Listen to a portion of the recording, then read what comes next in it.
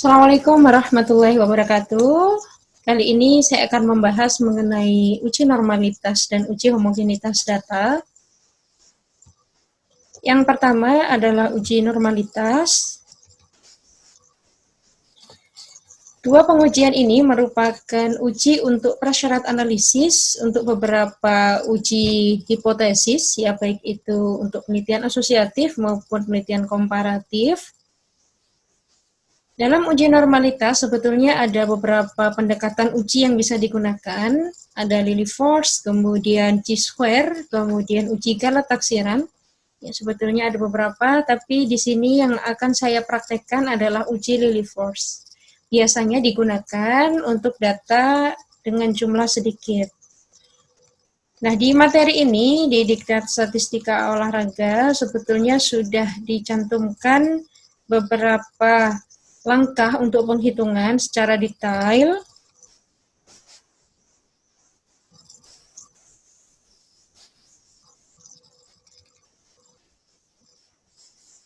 Kriteria pengujian untuk uji normalitas adalah hipotesis 0 diterima bila nilai LO lebih kecil dari L tabel. Ya, artinya data terdistribusi normal. Tapi hipotesis 0 ditolak bila LO lebih besar daripada nilai L tabel. Maka dikatakan distribusi datanya tidak normal. Nah, ketika distribusi data normal, maka untuk pengujian uji hipotesis bisa kita gunakan statistika parametrik yang memang mensyaratkan normalitas data. Tapi jika data yang dihasilkan itu distribusinya tidak normal, kita bisa melakukan beberapa langkah, yaitu bisa menambah jumlah sampel, ataupun bisa juga menggunakan penghitungan statistika non-parametrik. Nah, contoh soal, ini adalah hasil pengukuran dari tes stroke for hand drive tennis. Ya, datanya sudah ada, dilakukan terhadap 12 orang. Ya, ini akan kita uji apakah data ini berdistribusi normal atau tidak pada taraf nyata 0,05. Taraf nyata sudah kita bahas di mata kuliah ini. Taraf nyata sudah kita bahas sebelumnya, bahwa dalam setiap penelitian itu ada yang namanya alfa atau taraf nyata. Yang sering digunakan untuk penelitian sosial itu adalah 0,01 ataupun 0,05. Jika kita gunakan 0,01, maka kita asumsikan ada 1% error. Jadi taraf kepercayaannya adalah 99%. Tapi jika kita gunakan 0,05, maka kita asumsikan ada 5% yang error dan taraf kepercayaannya adalah 95%. Nah, dari 12 data ini kita bisa hitung uji normalitasnya menggunakan tabel bantu seperti ini. Ini akan saya pindahkan di Excel untuk mempermudah kita dalam penghitungan.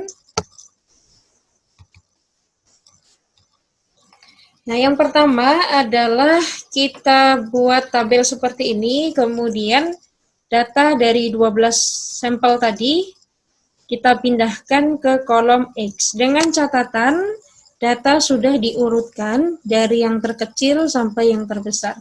Jika misalnya belum berurutan, maka kita bisa blok datanya, kemudian klik kanan, kemudian klik sort, ya, kemudian pilih yang paling atas, sort smallest to largest. Ya. Jadi nanti akan berurutan dari yang paling kecil datanya hingga yang paling besar. Nah, jika data sudah berurutan, maka kita harus hitung dulu nilai rata-rata dan simpangan baku. Untuk menghitung nilai rata-rata dan simpangan baku menggunakan Excel ini cukup mudah. Caranya yang pertama kita menggunakan fungsi sama dengan, kemudian kita ketik di sini average, kemudian buka kurung, kemudian silahkan plot datanya. Setelah itu tutup kurung, kemudian enter.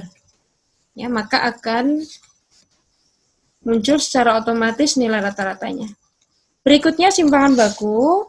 Ya, rumus fungsinya sama dengan, kemudian ketikkan di sini STDEV atau standar deviasi, kemudian buka kurung,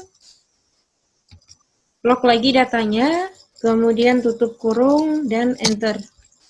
Ya, maka akan muncul nilai simpangan bakunya. Jika nilai rata-rata dan simpangan bakunya sudah kita dapatkan, maka kita bisa isi kolom selanjutnya, yaitu kolom Z1.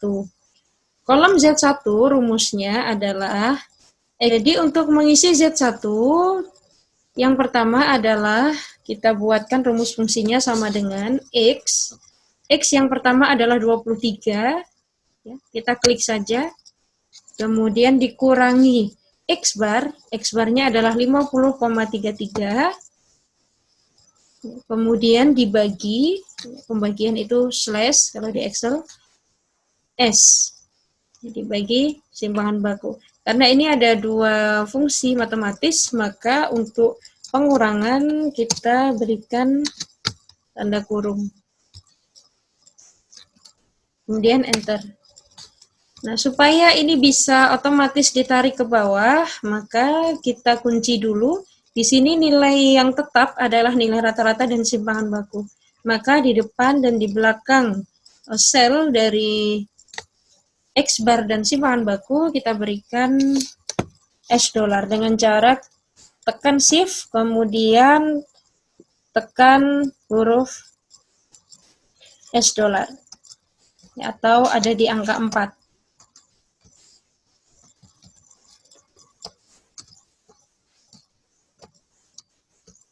Oke, kemudian enter. Maka bisa kita tarik. Kalau misalnya kita tidak mau menggunakan kunci seperti ini, kita bisa langsung ketikkan angkanya saja di sini. X dikurangi X barnya adalah 50,33 dibagi S. Simpangan bakunya adalah 16,55. Ya, cukup diketikkan saja angkanya. Enter, baru kemudian bisa kita tarik ke bawah. Nah, hasilnya sama saja. Nah, ketika kolom Z1 sudah terisi, maka kita bisa isi kolom selanjutnya, yaitu FZ1. Sebetulnya kalau hitung manualnya, ini membutuhkan satu tabel baku, yaitu tabel Z. Jadi ketika Z1 ini minus, maka rumusnya adalah 0,5 dikurangi tabel Z. Tapi jika nilai Z1 itu plus, ya positif, ini kalau di sini mulai dari data ke-7, berarti 0,5 ditambah dengan hasil tabel Z dari 0,40. Nah, tapi ketika kita menggunakan Excel untuk mempermudah hitungan,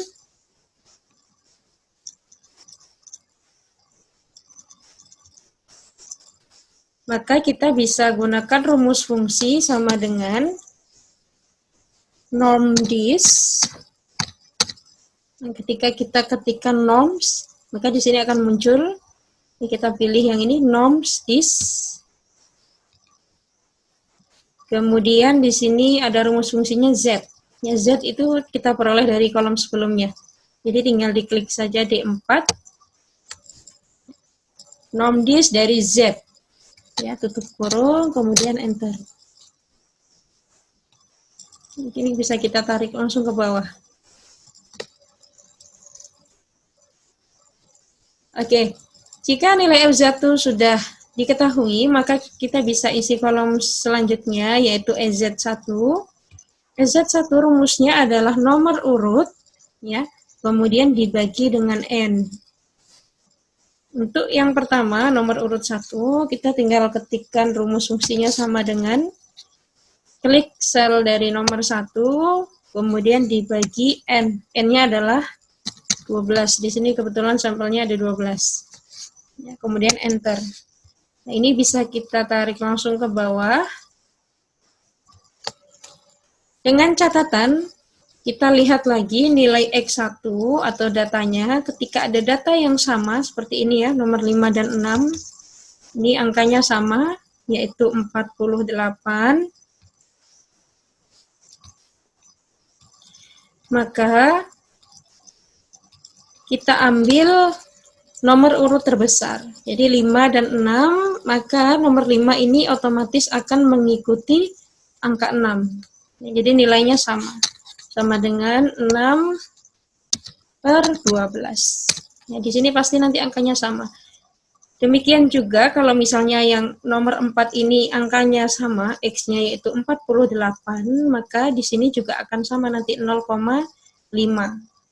Ya, jadi 3 row ini sama nilainya.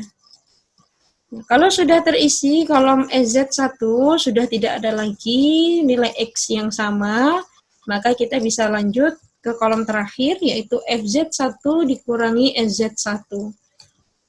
Ini rumusnya sama dengan FZ1, ini tinggal kita klik, kemudian dikurangi SZ1. Nah, tinggal enter.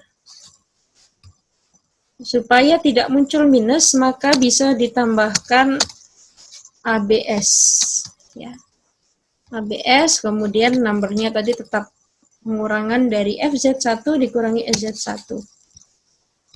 Nah, maka tinggal kita tarik saja ke bawah. Kalau sudah didapatkan angkanya dari kolom terakhir, maka kita bisa tentukan nilai tertinggi dari kolom LZ1 dikurangi SZ1. Dari 12 data ini, nilai tertingginya adalah 0,117. Yang tertinggi ini kita tetapkan sebagai LO, atau bisa juga disebut L hitung.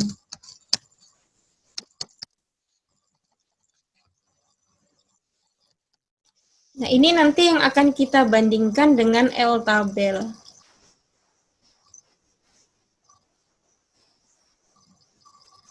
Karena kriteria dari pengujian Lilliefors itu adalah untuk dikatakan terdistribusi normal, maka L hitung harus lebih kecil daripada L tabel.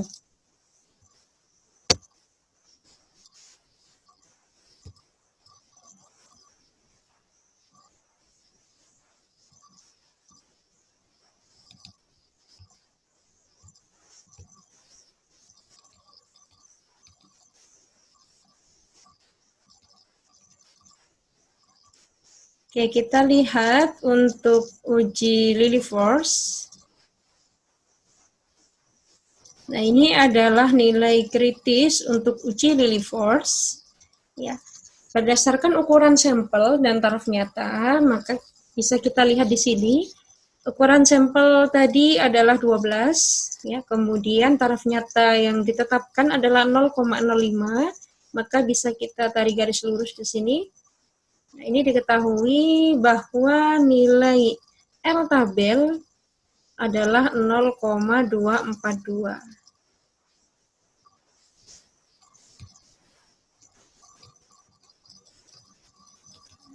Ya, nilai L tabel untuk ukuran sampel 12 dan taraf nyata 0,05, kita tarik garis lurus, adalah 0,242. Maka bisa kita bandingkan hasilnya dengan L hitung yang tadi sudah kita dapatkan.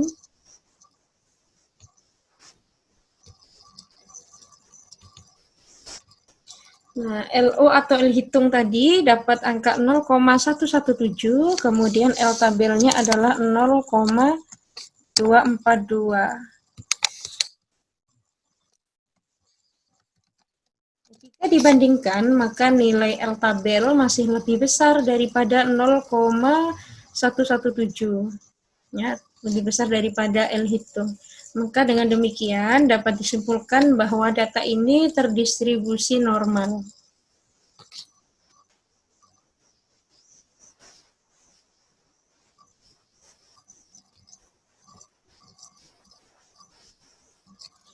Oke, untuk latihan soal,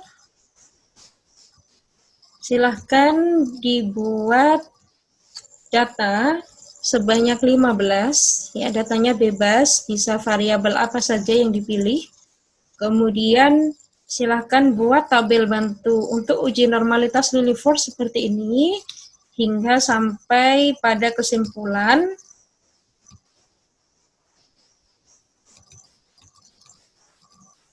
Kesimpulan dibuat deskriptif seperti ini.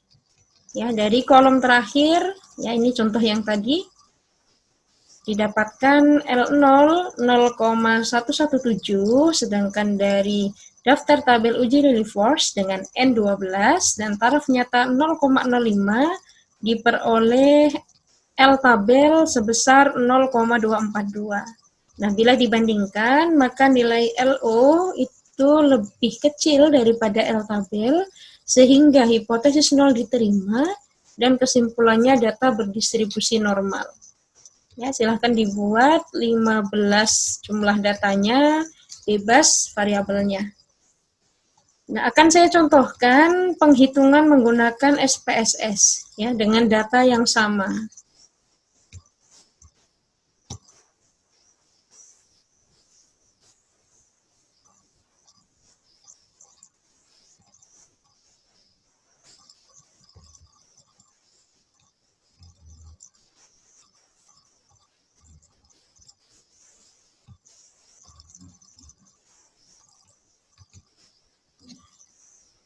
Oke, dengan data yang sama menggunakan SPSS, caranya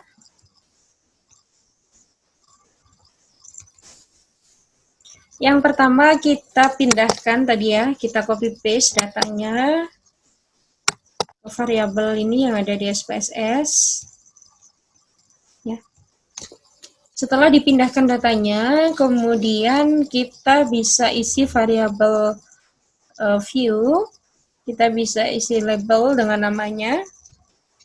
Misalnya ini adalah power tungkai.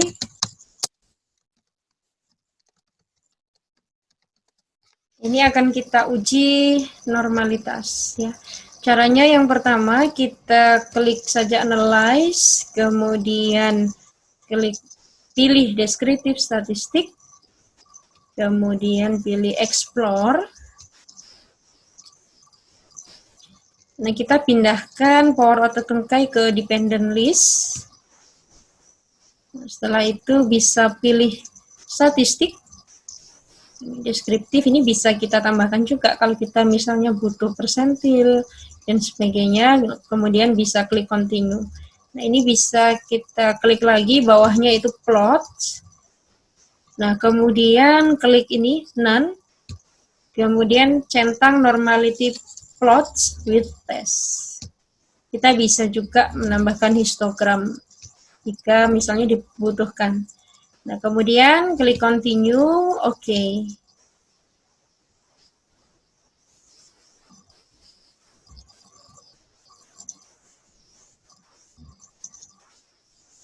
Tunggu hasil outputnya. Nah, seperti ini. Ini adalah deskriptif statistiknya, meliputi mean, kemudian ada median, variance, standar deviasi, kemudian nilai minimum, nilai maksimum, range, ya, termasuk ada beberapa juga ini, skewness maupun kurtosis. Nah, test of normality ini bisa dilihat di sini, ya. Baik itu Kolmogorov-Smirnov maupun Shapiro-Wilk. Biasanya ketika datanya sedikit yang dipakai yang Shapiro-Wilk.